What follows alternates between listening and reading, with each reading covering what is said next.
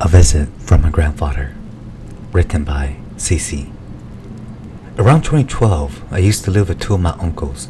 Let's call them Uncle Brian and Uncle Shu. Around that time, my grandmother from California came and stayed with us. During that time, I slept in the same room as my grandmother. I had the twin-size bed, while my grandmother slept in the full-size bed. My grandmother preferred to sleep with her blanket over her chin. I remember this one night. I was half awake, trying to doze off.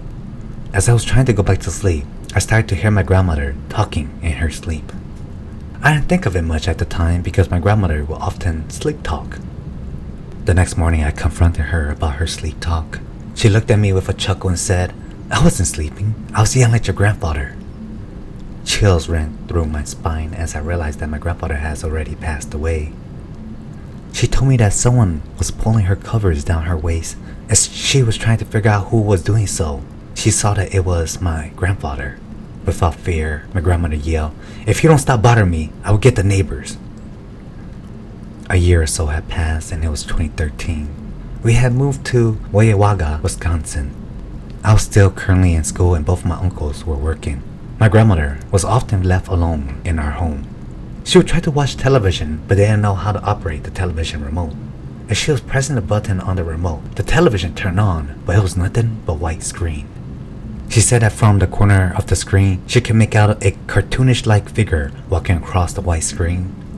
My grandmother knew that it wasn't normal because the figure kept trying to scare her.